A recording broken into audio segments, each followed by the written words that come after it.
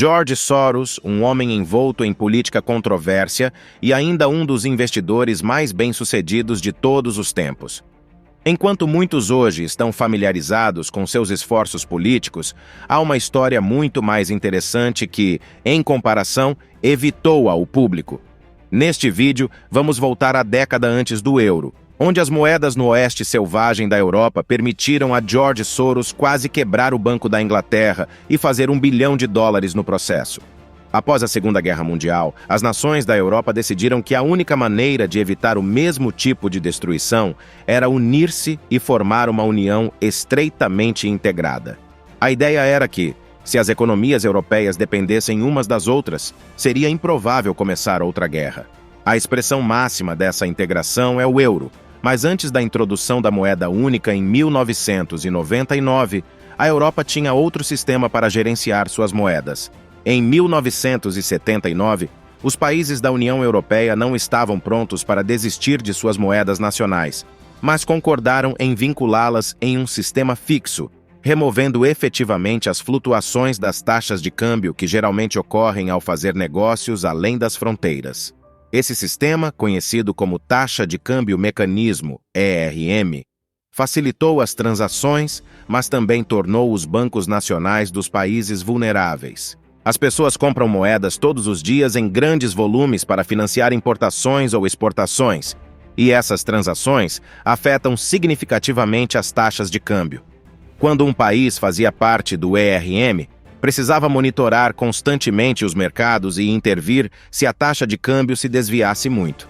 Se muitas pessoas estivessem comprando, o Banco Nacional começaria a vender, e se todos estivessem vendendo, ele compraria.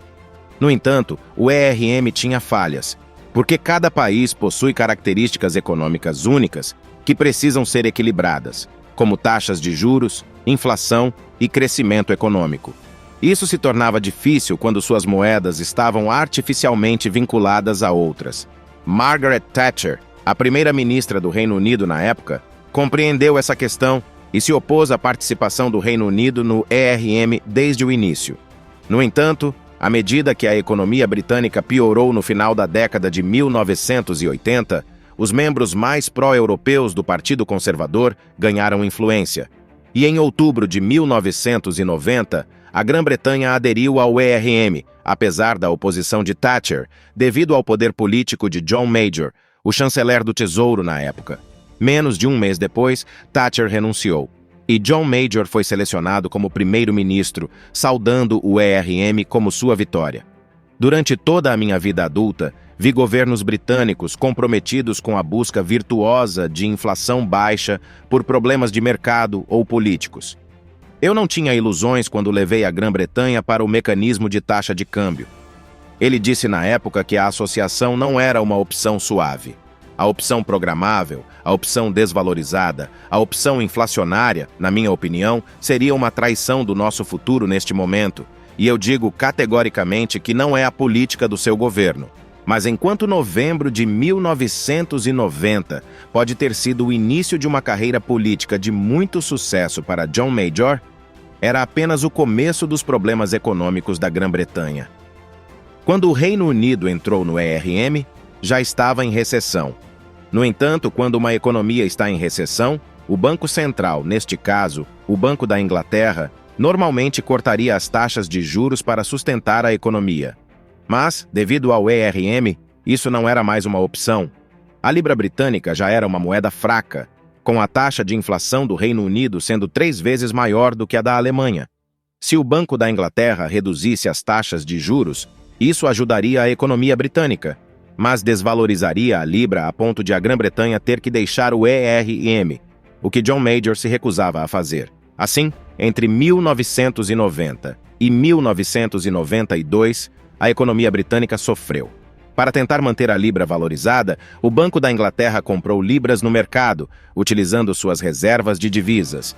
No entanto, mesmo essa medida não conseguiu evitar a contínua desvalorização da libra, embora dentro dos limites do ERM.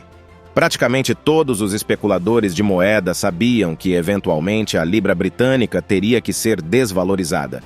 A questão de bilhões de dólares era quando isso aconteceria, e o homem com a resposta era George Soros. Ele administrava seu fundo de hedge desde a década de 1970 e era especializado em prever e, às vezes, forçar catalisadores para eventos de mercado significativos. Soros sabia que a maioria estava pronta para apostar contra a libra britânica se houvesse alguma má notícia que desencadeasse uma grande venda, suficiente para sobrecarregar o Banco da Inglaterra.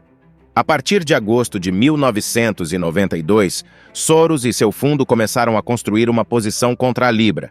Ele faria isso indo a grandes bancos ou outros fundos de hedge, emprestando libras deles com a promessa de reembolsá-los com algum interesse. Em seguida, ele iria para o mercado de câmbio e venderia as libras emprestadas, comprando marcos alemães em vez disso, com a expectativa de recomprar as libras a um preço mais baixo, obtendo assim um lucro. No final de agosto, Soros havia construído lentamente uma posição equivalente a $1.5 bilhões contra a libra. Mas a taxa de câmbio mal se movia. Ele precisava de alguma notícia que realmente aumentasse sua posição. E, felizmente para ele, em 16 de setembro, o presidente do Bundesbank realizou uma entrevista aparentemente inocente que Soros poderia usar a seu favor. O presidente do Bundesbank disse que não descartar que algumas moedas podem estar sob pressão, o que por si só é uma declaração vaga e pouco convincente. Mas Soros decidiu que era bom o suficiente para ele. Naquela mesma noite, enquanto a Europa estava dormindo profundamente, Soros ligou para qualquer banco internacional, empresa ou qualquer pessoa que tivesse libras britânicas e tentou emprestá-las com grande sucesso. Quando os britânicos acordaram, Soros já havia vendido o equivalente a $10 bilhões em libras no mercado aberto. Sem surpresa, o Banco da Inglaterra estava em completo caos. Após uma reunião de emergência com John Major, o chanceler do Tesouro iniciou uma luta desesperada. Às 8h40 do dia 17 de setembro, ele autorizou a compra de 1 bilhão de libras no mercado, sem efeito. Às 9 horas da manhã, ele havia comprado outros 2 bilhões de libras. Nesse momento, ele ligou para John Major novamente para solicitar permissão para aumentar as taxas de juros, o que seria devastador para a economia, uma vez que a Grã-Bretanha estava em recessão. Inicialmente, John Major recusou, pensando que isso seria suicídio político, mas à medida que Soros e o mercado global de moedas continuaram vendendo libras, às 11 horas, Major cedeu. E a Grã-Bretanha fez um anúncio surpresa de que estava aumentando suas taxas de juros em 2%, o que era um aumento significativo. No final do dia, a Grã-Bretanha havia comprado 27 bilhões de libras e aumentou suas taxas de juros novamente para 15%. No entanto, apenas Soros sozinho havia vendido cerca de metade das libras, e a partir desse ponto, o mundo inteiro seguiu o exemplo. Às 19h30, o governo britânico aceitou a derrota em uma entrevista coletiva, anunciando que a libra estava sendo suspensa do ERM, e o segundo aumento dramático nas taxas de juros foi cancelado. Nos dias seguintes, à medida que os mercados de câmbio foram deixados por conta própria, a libra britânica caiu 15% em relação ao marco alemão e 25% em relação ao dólar americano. Soros e seu fundo embolsaram $1 bilhão com esse comércio, enquanto o custo estimado para os contribuintes britânicos era superior a 3 bilhões de libras. No rescaldo da Quarta-feira Negra, o Banco da Inglaterra estava novamente livre para controlar a libra britânica. Nos anos seguintes, reduziu constantemente as taxas de juros e restaurou a economia britânica a níveis significativos de crescimento. Em 1997, a libra britânica estava mais forte do que durante o ERM, e o Reino Unido desfrutou de 16 anos consecutivos de expansão econômica. Alguns até chamaram esse dia de Quarta-feira Branca. No final, Soros pode ter, de certa forma, feito um favor aos britânicos, embora tenha embolsado cerca de $15 por cada homem, mulher e criança na Grã-Bretanha. Se gostou do vídeo, considere se inscrever no canal.